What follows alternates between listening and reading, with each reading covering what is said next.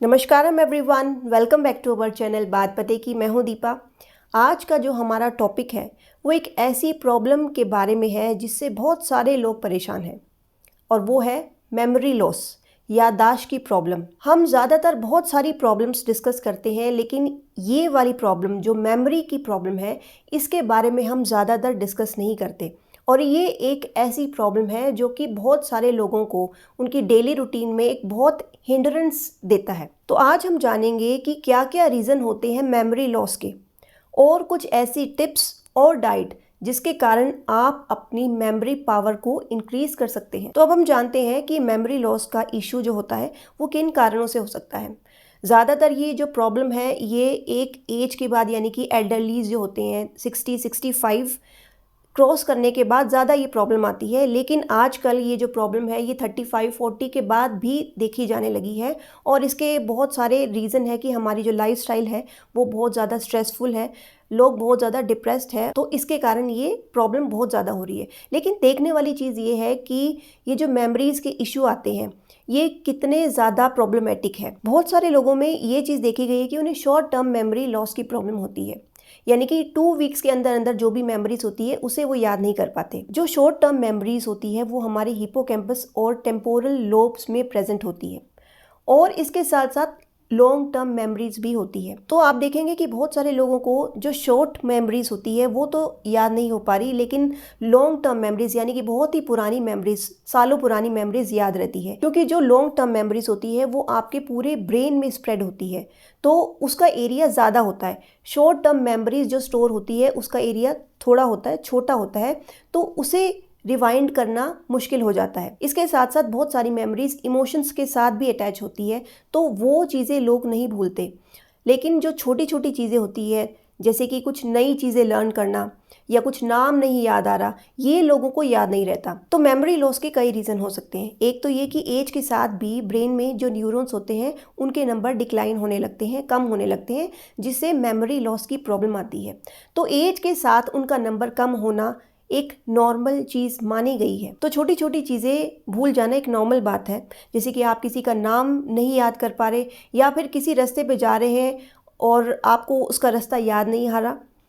लेकिन यहाँ पे एक इम्पॉर्टेंट चीज़ ये है कि मान लीजिए किसी रास्ते पे आप डेली जाते हैं, आपको रास्ता बहुत अच्छे से याद है, लेकिन चलते चलते मिड वे में आप भूल जाते हैं कि आपका रास्ता क्या है। तो अगर आपको डेली रूटीन में होने वाली एक्टिविटीज़ ही नहीं याद रह रही, या फिर जैसे कि आप किसी से डिस्कस कर रहे हैं 1 to 1 और एक ही चीज़ आप बार बार पूछे जा रहे हैं, तो यहाँ पे क्या होता है कि जिनको मेमोरी की प्रॉब्लम है वो खुद ही आइडेंटिफाई नहीं कर पाते। तो ये एक बहुत ही बड़ा डिफरेंस है कि एक प्रॉब्लम सीरियस है या सिर्फ एज रिलेटेड प्रॉब्लम है या फॉरगेटफुलनेस है। तो इस केस में उन्हें डॉक्टर के पास ले जाके, एक न्यूरोलॉजिस्ट के पास ले जाके टाइमली ट्रीटमेंट करवानी ज़रूरी है। तो अब हम जानते हैं कि मेमोरी लॉस के इश्यूज़ इतने ज़्यादा क्यों हैं और इसके क्या क्या कारण हैं। सबसे पहला रीज़न है स्ट्रेस और डिप्रेशन, और इसके साथ साथ हमारी जो डाइट है, हमारी डाइट प्रॉपर नहीं है, न्यूट्रिशन प्रॉपर नहीं है, बहुत सारे वाइटामिन्स और मिनरल्स की डेफिशिएंसी है। इसके साथ साथ बहुत सारे मेडिकल इश्यूज़ भी होते हैं, जैसे कि थायराइड की प्रॉब्लम हो गई, हाइपोथायराइडिज्म हो या हाइपरथायराइडिज्म हो, या फिर डायबिटीज़ या फिर ब्लड प्रेशर। इन सब चीज़ों से भी मेमोरी लॉस के इश्यूज़ आते हैं। इसके साथ साथ हियरिंग लॉस भी अगर है या फिर आईसाइट प्रॉब्लम है तो भी मेमोरी लॉस की प्रॉब्लम हो सकती है, क्योंकि ब्रेन को कंसिस्टेंटली हमारे सेंसेस से कुछ ना कुछ इनपुट चाहिए होता है, और अगर वो इनपुट उसे कंसिस्टेंटली ना मिले तो भी मेमोरी लॉस के इश्यूज़ आते हैं। तो ये ज़रूरी है कि आपके जो हियरिंग पावर है या आपकी आईसाइट है वो प्रॉपर काम करे, जिससे आपकी मेमोरी फंक्शन भी अच्छे से काम करे। अब हम बात करते हैं कुछ ऐसी टिप्स जिससे मेमोरी लॉस को ओवरकम किया जा सकता है। सबसे पहला, सोशली एक्टिव होना, बाहर लोगों से घुलना मिलना। दूसरा कि बुक्स रीड करना या कुछ नए गेम्स प्ले करना। बहुत सारे गेम्स, चाहे वो कंप्यूटर के हो चाहे वो बोर्ड गेम्स हो। इसके साथ साथ छोटे बच्चों के साथ इंटरेक्ट करना, उनके साथ गेम्स खेलना या फिर उनकी स्टडीज़ में उन्हें हेल्प कराना। और इसके साथ साथ एक्सरसाइज एक बहुत ही इम्पॉर्टेंट रूटीन होना चाहिए, क्योंकि एक्सरसाइज एक ऐसी चीज़ है जो आपकी ब्रेन में ब्लड सर्कुलेशन को इम्प्रूव करती है, जो ओवरऑल आपकी मेमोरी को एनहांस करती है। तो चाहे आप एक्सरसाइज करें, योगा करें, और कुछ नहीं हो पा रहा तो सिंपली वॉक ही करें, ये एक ऐसी चीज़ है जो आपकी मेमोरी को बूस्ट करने में, मेमोरी लॉस को प्रिवेंट करने में बहुत ही हेल्प करती है। और नेक्स्ट है हेड मसाज। मसाज करने से क्या होता है कि आपके ब्रेन में ब्लड सर्कुलेशन इंप्रूव होती है, जिससे आपकी मेमोरी भी एनहांस होती है। तो यहाँ पे अगर आप भृंगराज ऑयल से हेड मसाज करते हैं तो इसका बहुत ही अच्छा असर देखा गया है। रिसर्च में ये प्रूव किया गया है कि सिंपली भृंगराज ऑयल से हेड पे मसाज करने से बहुत सारी डिजीज़ में इम्प्रूवमेंट होती है।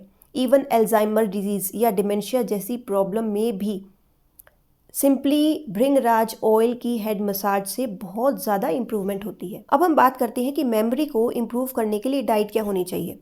ज़्यादातर क्या होता है कि एक एज के बाद या एल्डरलीज में जो गट होता है वो इतना स्ट्रॉन्ग नहीं होता, तो उसके कारण क्या होता है कि जो भी वाइटामिन्स, मिनरल्स, न्यूट्रिएंट्स होते हैं वो प्रॉपर अमाउंट में एब्जॉर्ब नहीं हो पाते। बहुत सारे ऐसे न्यूट्रिशन होते हैं, न्यूट्रिएंट्स होते हैं, वाइटामिन्स, मिनरल्स होते हैं, अगर वो बॉडी में डेफिशिएंट होते हैं तो वो ओवरऑल ब्रेन की फंक्शनिंग को डिप्लीट कर देते हैं। न्यूरॉन्स होते हैं, न्यूरॉन के साइनेप्स होते हैं, वो प्रॉपर फंक्शन नहीं कर पाएंगे अगर बहुत सारे वाइटामिन्स और मिनरल्स ब्रेन को नहीं मिल पाए। अब ब्रेन की प्रॉपर फंक्शनिंग के लिए सबसे ज़्यादा ज़रूरी होता है फैट, क्योंकि ब्रेन का जो 60% पोर्शन होता है वो फैट से ही बना होता है, और उसमें जो 50% होता है वो ओमेगा 3 फैटी एसिड से बना होता है। इसलिए बहुत ज़्यादा ज़रूरी है कि हमारी डाइट में ओमेगा 3 फैटी एसिड ज़रूर हो। तो यहाँ पे जो नॉन वेजिटेरियंस होते हैं, जो फ़िश कंज्यूम करते हैं, उनकी बॉडी में ये अमाउंट सफिशेंट चला जाता है, लेकिन जो वेजिटेरियंस होते हैं उन्हें बहुत ज़रूरी है कि वो अपनी डाइट में ओमेगा 3 फैटी एसिड ज़रूर लें। तो यहाँ पे ज़रूरी है कि बहुत सारी चीज़ें, फूड हो गए जैसे फ्लैक्स सीड हो गया, चिया सीड हो गया, ये जो फूड होते हैं इनके अंदर ओमेगा 3 फैटी एसिड बहुत अच्छे अमाउंट में प्रेजेंट होता है। बहुत सारे नट्स होते हैं, इनमें ओमेगा 3 फैटी एसिड प्रेजेंट होता है। ओमेगा 3 फैटी एसिड का ऑयल भी आता है, उसे भी आप कंज्यूम कर सकते हैं, जो आपकी इस डेफिशिएंसी को पूरा करता है। ओमेगा 3 फैटी एसिड अगर बॉडी में डेफिशिएंट होता है तो इससे एल्जाइमर डिजीज़ या फिर डिप्रेशन जैसी प्रॉब्लम हो जाती है। इसके साथ साथ जो दूसरा वाइटामिन इंपॉर्टेंट है वो है वाइटामिन डी। बहुत ही इंपॉर्टेंट है ब्रेन फंक्शनिंग के लिए। तो विटामिन डी चाहे आप सनलाइट से लें, मिल्क से लें, या फिर कर्ड से लें, मशरूम से लें, किसी भी सोर्स से लें, या फिर आप सप्लीमेंट लें विटामिन डी के, विटामिन डी का लेवल अपनी बॉडी में सफिशिएंट ज़रूर रखें। इसके साथ साथ विटामिन B12 बहुत ज़्यादा एसेंशियल होता है ब्रेन की प्रॉपर फंक्शनिंग के लिए। ये अगर डेफिशिएंट हो जाता है तो डिमेंशिया, एल्जाइमर डिजीज़ की प्रॉब्लम हो सकती है। तो जो हमारा गट होता है वो डायरेक्टली ब्रेन से रिलेटेड होता है, इसलिए ज़रूरी है कि हम जो फूड लेते हैं उसके अंदर फर्मेंटेड फूड होना बहुत ज़रूरी है। तो आप कोशिश करें कि अपनी डाइट में फर्मेंटेड चीज़ें इन्वॉल्व करें। बहुत सारे स्प्राउट्स हो गए, जो मोठ होते हैं, अंकुरित मोठ होते हैं, उन्हें लें। डोसा हो गया, इडली हो गया, ये सारे फर्मेंटेड फूड हो गए।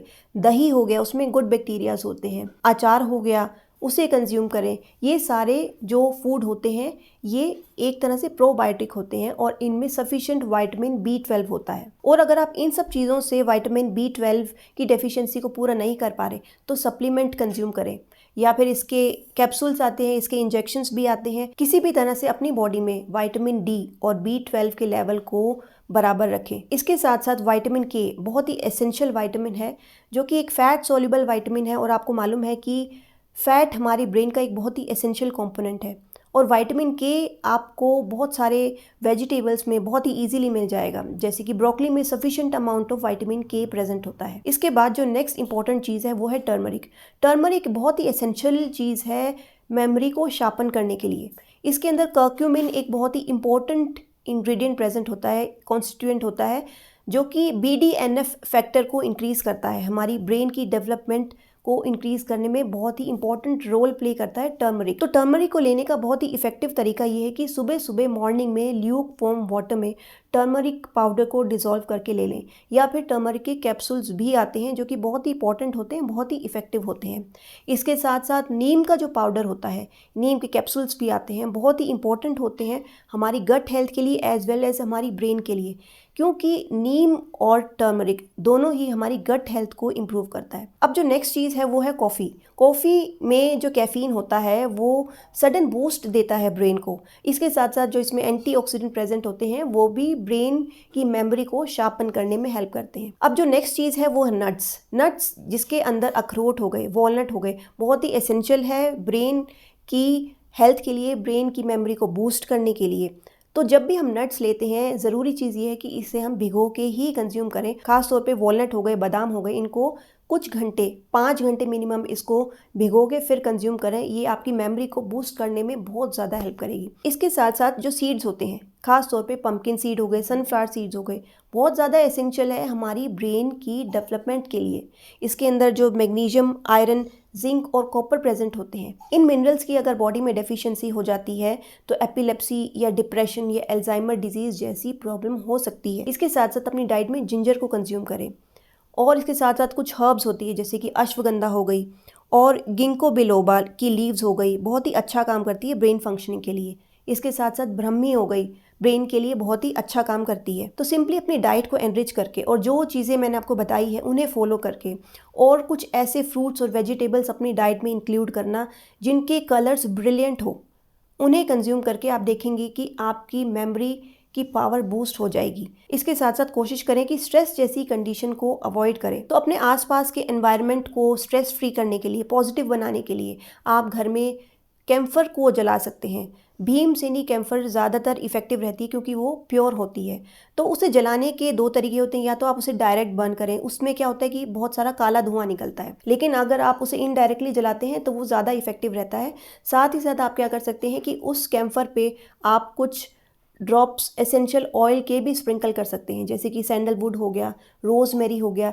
ये ऑयल्स जो होते हैं ये स्ट्रेस को रिलीव करते हैं और घर में एक पॉजिटिविटी लेके आते हैं। और इसके साथ साथ पॉजिटिव एनवायरनमेंट में अगर आप मेडिटेशन की प्रैक्टिस करेंगे तो आप देखेंगे कि ये आपकी मेमोरी को बूस्ट करने में बहुत ही हेल्प करेगा।